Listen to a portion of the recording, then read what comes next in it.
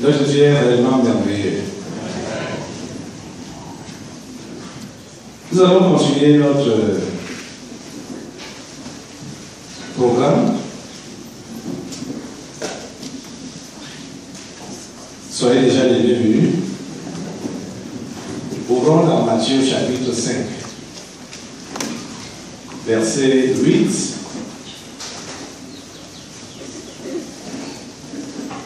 Verset 8, il est écrit: Heureux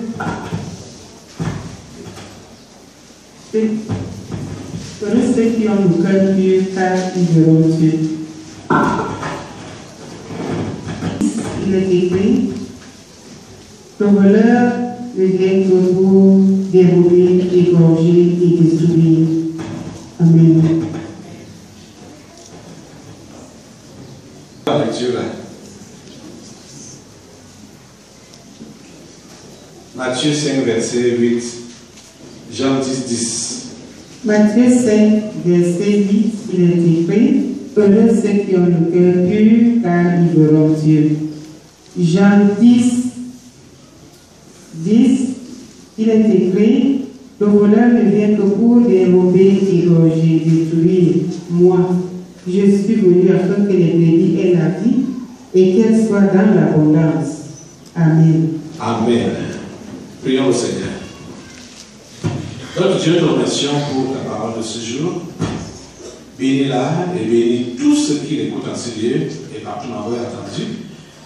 Permets que le but pour lequel tu envoies cette parole soit pleinement accompli. Oh Dieu, s'il te plaît, fais-le au nom de Jésus. Merci parce que ton Saint-Esprit est en train de couvrir tous les endroits, tous les milieux, toute personne qui est sous l'influence de ce programme maintenant. Merci au Dieu parce que tu le fais. Au nom puissant de Jésus Nazareth, nous avons prié. Amen. Prenons place dans cette présence.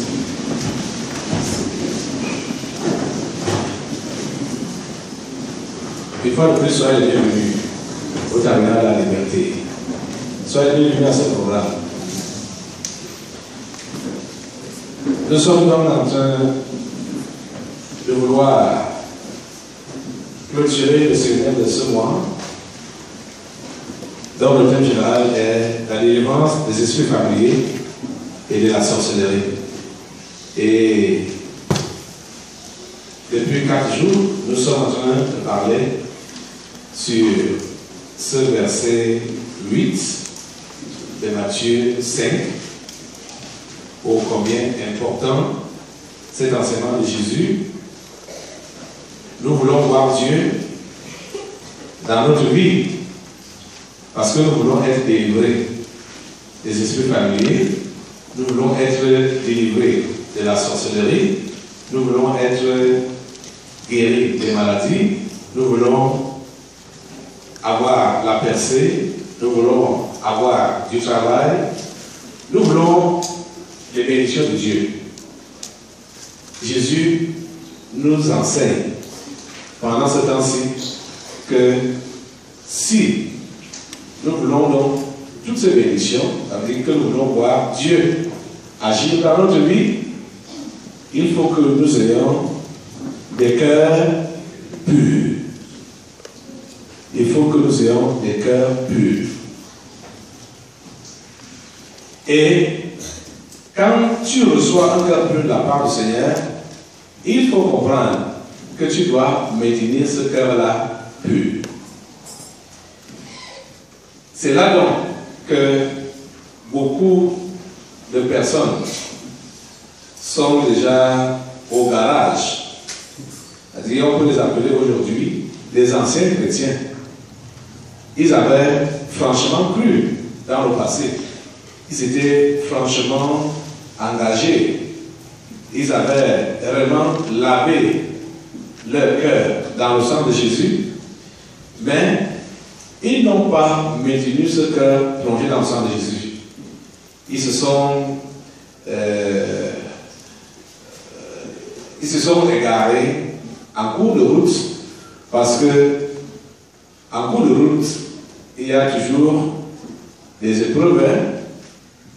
La Bible dit que nous devons résister au diable avec une foi ferme. Et vous savez que la foi, ce n'est pas ce qu'on a souvent l'habitude de dire que je crois, j'ai la foi, j'ai la foi.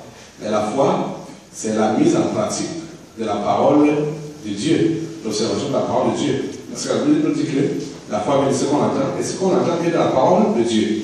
Quand tu marches plus selon la parole de Dieu, n'estime pas que tu marches par la foi. Donc, beaucoup ont évolué avec la routine, avec l'esprit de la religion, et ils ont gardé la forme des choses et ils croient que Dieu est encore avec eux, alors que Dieu n'est plus avec eux depuis longtemps. Depuis longtemps, parce que leur cœur n'est pas pur. On a vu le deuxième jour le modèle d'un cœur pur selon 1 Corinthiens chapitre 13. Le modèle d'un cœur pur. Comment un cœur pur fonctionne? Ce message-là est tellement important. Si tu n'as pas été là tous ces jours-ci, c'est bon que tu puisses avoir, ça dit, si tu as manqué l'un de ces jours, il faut que tu puisses avoir l'enseignement complet de tout ce programme. Je veux que tu me lises encore 1 Corinthiens 13 là. 1 Corinthiens 13. Là où nous voyons la qualification d'un cœur pur. Vous devez comprendre qu'un cœur pur, c'est un cœur d'amour. Un cœur pur, c'est un cœur d'amour, c'est un cœur de charité. Lis-nous ça en mettant le cœur pur à la place